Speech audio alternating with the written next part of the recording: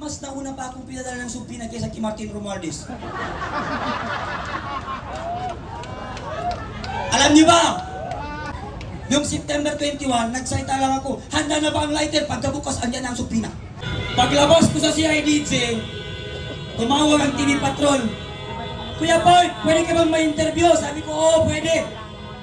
Sabi niya, hindi ka ba nagulat? Ano ang naging reaksyon mo nung pinadalan ka ng sumpina? Sabi ko dun sa reporter, buang ka ba? Hindi mo ba alam na ikaw ang dahilan kung bakit ako pinasumpina dahil sa balita mo na fake news?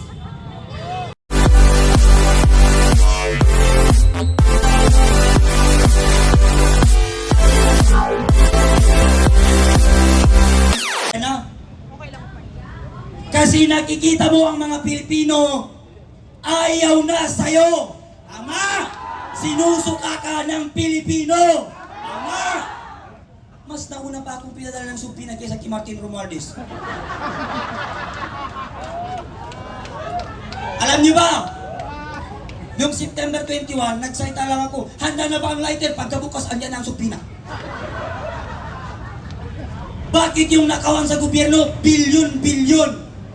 Na-mention na masyado si Zaldico Martin Romualdez, bakit hindi makulong? Kasi tayo, mahirap. Sila, mga butete.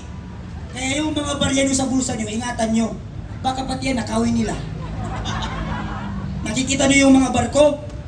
Araw-gabi nandyan sa dagat, pero hindi lumulubog. Bakit? Kasi kapitan lang ang meron, walang congressman. Tayo nasa city, binabaha. Kasi ang daming congressman na buhaya. Isa pa yan si Jela Alonte. Sino nakakakilala kay Jela Alonte? Jela Alonte na yan. Ang lakas ng loob niyang sabihin, wala akong utang na loob sa Pilipino. Gaga! Gago ka, gaga ka pa! Paano mo nasisikmura na sabihin na wala kang utang na loob sa mga Pilipino? Yang pambili mo ng napkin, yang pambili mo ng bra, panty, pati pagkain mo, pati bahay mo, pera at pawis ng bawat Pilipino. Yang sinasahod sa inyo, tatay mo, pamilya mo, na pinagmamalaki mo na sa political dynasty ka, pera ng taong bayan yan. Tapos sasabihin nyo, wala kang utang na loob. Kaya sa lahat ng anak ng kontraktor, politiko, at lahat ng nakinabang sa flood control project, gago, tanga, inutil. Napakakapal ng mukha ninyo. Nasubukan niyo ba magtrabaho ng 24 hours para may mapakain sa pamilya? Nasubukan niyo ba magtanim ng palay sa bundok? Nasubukan niyo ba mag-aralo? Nasubukan niyo ba mamasala ng jeep para may pang-aral ang anak? Para may panggastos ang anak? Para may pakain ng pamilya? Hindi. Nasubukan ba ng mga anak nila yung gaya ng ginagawa natin mga ordinaryong Pilipino? Pumipila sa jeep. Pag-alis natin ng bahay, press na press. Pagdating sa school o trabaho, parang lumpia na sinausaw sa mantika. Wala na, oily na. No? Kaya tayo nagtipon-tipon dito para wakasan at ipanawagan kung meron pang natitirang kapal ng mukha. Yang Pangulo na yan, marapat lamang na bumaba na siya sa pwesto sapagkat ayaw na at sawa na ang Pilipino sa kanya. Magpupurilis ka ng Bongbong Marcos, wala ka pa rin nagawa. Wala ka pa rin napapatunayan sa ating bansa. Habang sila nagpapakasarap, natutulog sa magagandang bahay, nandoon sa ibang bansa, tayo nagsuswimming sa tai at ihi dito sa Maynila. Andito tayo sa kanal, lumalangoy. Saan ang mga binoto natin? Andun sa ibang bansa. Kung magkaroon ng People Power Tree, kumo tayo dakdak. Noong una, nag-People Power din sila. Umalis si Marcos, umalis si Erap, People Power na naman, Edro naman tayo. Hanggat hindi natin gayaan ang gaya ng Nepal at Indonesia, hindi matututo ang mga politikong namumuno sa atin. Tama! Kaya dapat maeksampulan yung mga politikong kungkung na yan. Balatan ang buhay, kilawin. Putangin na yan. May libag ba siguro yan? Kayo na lang sigurong kumain. Eh kung si Martin Romualdez mukhang ang asim. Pati si Zaldi ko ang asim. No? Maasim ang mga mukha nila, kakapal ng pagmumukha nila. Mga gago, mga tarantado, mga inutil. Dati ang akala ko ang buhay ay nasa tubig lang. Ngayon nasa Malacanang na sila, nasa House of Representatives pa sila. High-tech na, nakabarong pa. Dati ang buhay ay kinakain karni lang, kinakagat tao. Ngayon arte na. Pera na ang kinakain. Ayaw ng barya, gusto bilyon. Trilyon-trilyon ang gusto nilang kainin at nakawin. Kaya sabi ko sa CIDC, maubusan kayo ng papel, kakasubpina niyo sa akin. Kahit isang landtrack pa ang dali niyo subpina, kahit nasa loob ako ng kulungan, magsisigaw-sigaw ako dyan. Sabi nung pulis sa akin, sir, ba't mo gustong makulong? Kasi nagpahuli ko, ayaw ko huliin. Sabi ko, sir, gusto kong makulong. Bakit? Kasi sabi ko doon sa loob ng kulungan, hindi ka na magtatrabaho, hindi mo na problema ang kakainin mo, hindi ka na magre-rent ang iigaan mo. Makakainin ka nila doon. Meron ka pang igahan. Sabi nung pulis, sa lahat ng tao, ikaw lang ang ibang prinsipyo. Gusto mong makulong dahil uupo lang? Sabi ko, oo sir, pagod na ako sa labas eh. Di ba? Puro nakaw, ilang pangulo na ang binoto natin. Pero, umunlad ba ang Pilipinas? Umunlad ba o hindi? Yan.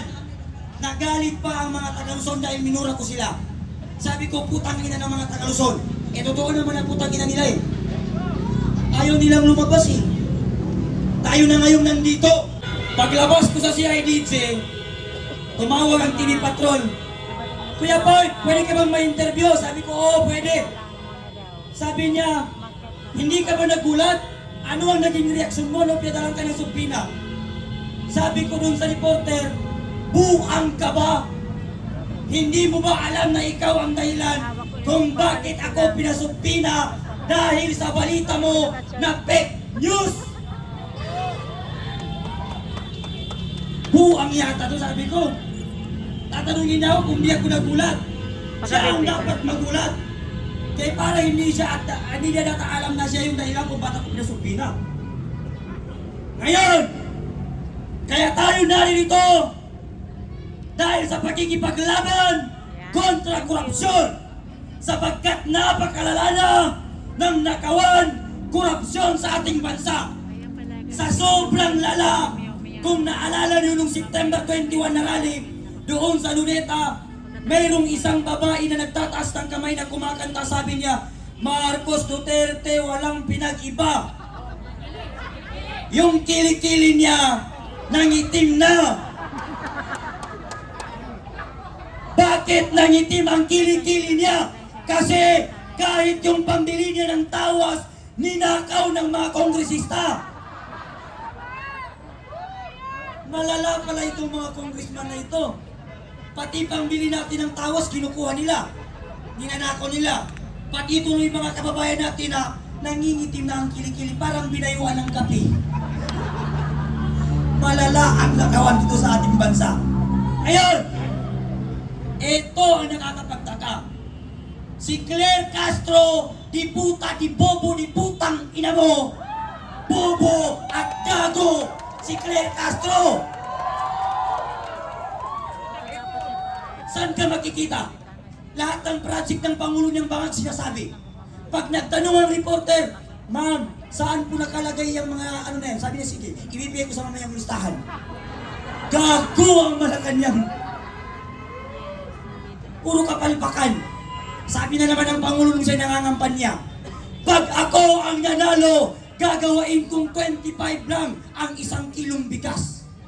Ngayon na upo ang bangag, ang bigas 60, ang shabu bumaba. Ang pangako niya sa atin, pag siya ang nanalo, 20 ang 1 kilong bigas. Bakit ngayon siya ang naupo, ang bigas 60, ang shabu bumaba? Baka kaya natin siya na kumakain ng cookie, no? Noong sona niya, ano ang sabi ng bangak nating Pangulo? 15,500 na po ang ating nasisimulang flood control at mas marami pa tayong gagawin. Saan mo nilagay, Mr. President? Binangga ng barko? O nabaliw ka lang nung sinabi mo yon? Pangalawang sona niya, anong sabi niya? Marami na po tayong napapatubigan at mas marami pa tayong patutubigan. Ano ang tingin mo sa Metro Manila? Irrigation? Ano ang tingin mo sa Pilipino palay? Mga itong Pangulo natin, pinatubigan na tayo. Anong tingin mo sa Pilipino palay? Anong tingin mo sa Balintawak, Quezon City, Pasig, Bulacan? Irrigation? Napatutubigan mo? Sabi naman niya, mahirap kasing resubahin yung mga baha. Kasi yung baha, yung bagyo, hindi na sumusunod sa dating schedule eh. Buwang ka pala eh. Siya pala ang nag-schedule ng bagyo. Buwang na Pangulo ito. Talagang buang. Kaya ko sinabi, etong administrasyon na ito, Congressman Abante, Jalico, Martin Romualdez, BBM, lahat pa na nasa administrasyon ito, utak, hipon! Bakit? Alam mo kung bakit sinabi utak, hipon? Bakit? Kasi ang hipon, naghalo ang tayo pati utak na hindi kayang patiwalain ang tama at mali. Sino ang top 1 na utak, hipon? Si Congressman Abante. Ngayon, Abante, bagyo, may baha. Ito na ang panahon para palitan mo ang apelyido mo. Hindi na Abante. Alam niyo kung ano? Ano? Atras. Bakit?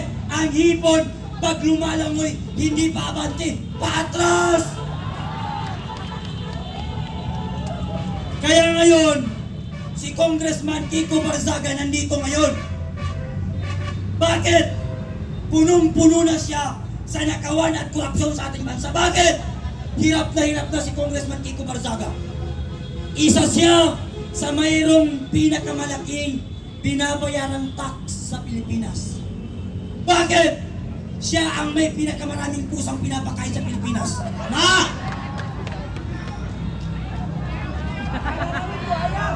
Kaya ngayon, nanawagan ng people power si Congressman Kiko Barzaga. Kasi isa siya sa may pinakamalaking tax na binabayaran.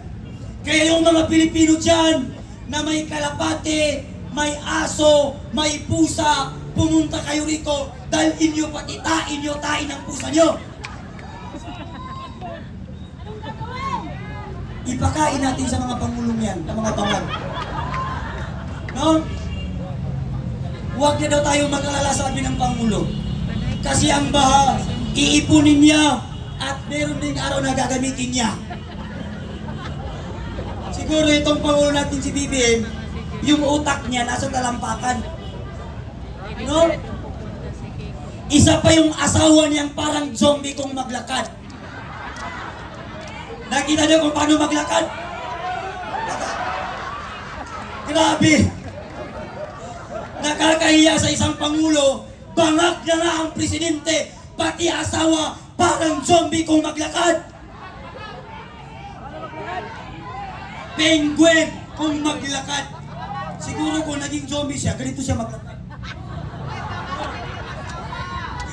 Ang dapat sa'yo, Araneta Marcos, huwag kang mag-down kasi hindi bagay sa'yo. Para kang patay na naglalakad. Napakapangit. Tignan. Napakaraming kapalpakan ang ginagawa ng gobyerno ito. Sabi ng Claire Castro, di puta, di bobo, di gago.